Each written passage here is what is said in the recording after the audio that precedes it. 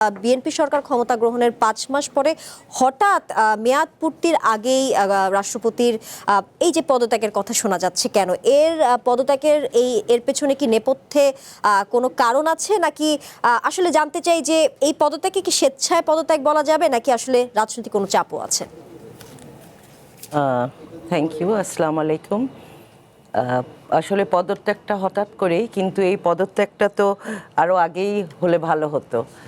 এই স্বৈরাচার সরকারের আসলে উনি প্রেসিডেন্ট ছিলেন, আমরা তাকে মেনে নিয়েছি এবং এটাও আমাদের একটা স্ট্র্যাটেজি ছিল, কারণ তা নাহলে সাংবিধানিক একটা শূন্যতা হতো, দেশে অনেক প্রবলেম ছিল। তার পদত্যাগটা হয়তোবা দলের পক্ষ থেকে তাকে বলা হয়েছে পদত্যাগ করার জন্য, এটা আমি শুনলাম একজন নেতা বলেছেন। এটাও হতে পারে, অনেক কারণ থাকতে পারে, কিন্তু সেই কারণগুলো এখনো তো সারফেসে আসেনি, আমরা পরিষ্কারভাবে এখনো জানি না। জি, আর জয়নুল আবেদিন শিশির বলেছেন, আমি তাকে জিজ্ঞেস করছিলাম যে জুলাই আন্দোলনের সময় ছাত্র নেতৃত্ব সহ বিভিন্ন পক্ষ থেকে রাষ্ট্রপতির পদ থেকে মোহাম্মদ শাহাবুদ্দিনের পদত্যাগের দাবি উঠেছিল। সেই সময় আমরা দেখেছি নানা সময় বিক্ষোভও দেখেছি। সেই ক্ষেত্রে তখন বিএনপি রাষ্ট্রপতির পদ বহাল রাখার পক্ষে অবস্থান করেছিল। জয়নুল আবেদিন শিশির বলেছেন বিএনপি আসলে এনসিপির সাথে ঐক্য না রেখে আওয়ামী লীগকে সমর্থন করেছে এই পদ বহাল রাখার পক্ষে অবস্থান করে। এখন আপনারা হঠাৎ করে পদত্যাগের যেই আলোচনা আসছে, সেটি ঘিরে জয়নুল আবেদিন শিশির এই মন্তব্যকে কি বলবেন? আসলে রাজনীতির তো শেষ কথা বলতে নেই, রাজনীতি একটি কৌশল, রাজনীতিতে টিকে থাকতে হবে। আপনারা জানেন যে এই ফ্যাসিবাদ যে হঠাৎ এভাবে বিদায় নিবে বাংলাদেশের কেউই বুঝতে পারেনি, এবং উনি যদি তখন চলে যেতেন তখন একটি সাংবিধানিক শূন্যতা থাকতো, হয়ে যেত। আমরা আওয়ামী লীগের সাথে কোনোদিনই হাত মিলাইনি, আওয়ামী লীগের সাথে কোনোদিনই আমরা জোট করিনি। আওয়ামী লীগের সাথে আমরা যুদ্ধ করেছি এই 17 বছর। আমরা জেল জুলুম, আমাদের নেতাকর্মীরা বাড়ি ছাড়া ছিল, তাদের হত্যা হয়েছে, আহত হয়েছে, কিন্তু আমরা কোনোদিন রাজপথ ছাড়িনি। এই যুদ্ধটা ছিল আওয়ামী লীগের বিরুদ্ধে। আওয়ামী লীগের সাথে বিএনপি কোনোদিন হাত মেলাতে পারে না, এটা বাংলাদেশের মানুষও বিশ্বাস করে না। এটা একটি কৌশল, একটি রাজনীতি, আবারও বলছি যে রাজনীতি একটি কৌশল, এটা খেলতে হয়, কৌশলতা অবলম্বন করতে হয়। আর এবং তাকে তখন সে তখন পদত্যাগ করলে সেই সাংবিধানিক শূন্যতাটা, তখন দেশে একটা অরাজক, এমনিতেই অস্থিতিশীল ছিল, আপনি জানেন যে পুলিশ প্রশাসন ছিল না এবং দেশে একটা শূন্যতা বিরাজ করছিল। ওই সময় হয়তো বা বিএনপি সেই কৌশলটা অবলম্বন করেছিলেন, কিন্তু আলটিমেটলি তাকে রাখা হবে, সে প্রেসিডেন্ট হিসেবে থাকবে, এমন কোনো কথা বিএনপি কিন্তু কোনোদিন বলেনি। না, সেটা বলেনি, সংবিধানের জন্যই করা হয়েছে। জি, আপনি আবার বলছিলেন যে এখন পদত্যাগের কথা আলোচনায় আসছে, আরো আগে হলে ভালো হতো, ঠিক কি কারণে এটা মনে হচ্ছে? সে দেখেন,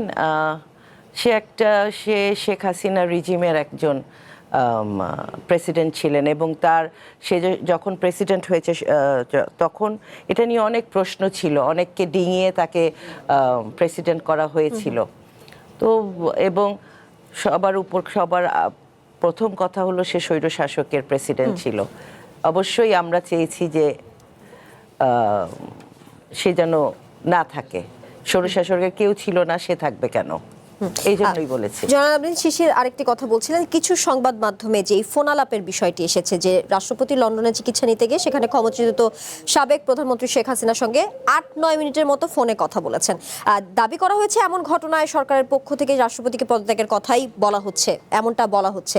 সেক্ষেত্রে যদিও ফোন আলাপের বিষয়টি রাষ্ট্রপতি নিজেই প্রত্যাখ্যান করেছেন, এবং জয়নুল আবেদিন শিশির যেটি বলছিলেন যে আরও বেশ কিছু জায়গা থেকে এমনটাও শোনা যাচ্ছে যে শেখ হাসিনার যে মৃত্যুদণ্ড সেটি যাতে কার্যকর না হয় সেই বিষয়েও নাকি তার কিছু সংশ্লিষ্টতা আছে। তো এই যে পুরো ঘটনাটা, ফোন আলাপ কিংবা এই যে সংশ্লিষ্টতার কথা বলছিলাম, জয়নুল আবেদিন শিশির যেমনটা উত্থাপন করেছেন, এই পুরো ঘটনার সত্যতা কতটুকু? It is very much expected যে সে বলতে পারে, শেখ হাসিনা তাকে প্রেসিডেন্ট বানিয়েছে, সে বলতে পারে, এবং কিন্তু তার হাতে তো সেই ক্ষমতাটা নেই যে শেখ হাসিনার ফাঁসি কার্যকর হবে কি হবে না, তার সেই ক্ষমতা তো তার শাহাবুদ্দিন চুপ্পু সাহেবের হাতে নেই। তো এটা আমার মনে হয় অবান্তর কথা। যে কোনো সময় সে যে ক্ষমতাচ্যুত হতে পারে, তার পথটা যে নিয়ে মানে যেতে পারে সরকার, সে সেটা খুব ভালো করেই জানে। আবার সে কথা বলতেও পারে, কারণ শেখ হাসিনা সে এমন একটা অস্থিতিশীল অবস্থা দেশে তৈরি করতে চাচ্ছে, সে কোনোদিন থামবে না। তো তার মতো একজন মানুষ, সে কোনোদিন দেশের ভালো চায়নি, সে সবসময় চাবে যে দেশের একটা অস্থিতিশীল অবস্থা থাকুক। সে ডিসেম্বরে আসবে, অনেকেই জিজ্ঞেস করে ডিসেম্বরে সে আসবে, তো ডিসেম্বরে ইজ ইট পসিবল সে ডিসেম্বরে দেশে ফেরত আসতে পারে?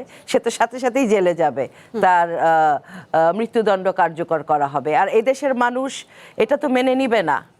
লক্ষ লক্ষ কোটি টাকা এই দেশের মানুষের তারা চুরি করে নিয়ে গেছে, সেই চোরকে এই দেশের মানুষ আবার কেন দেশে ফিরিয়ে আনবে? এটা সম্ভব না।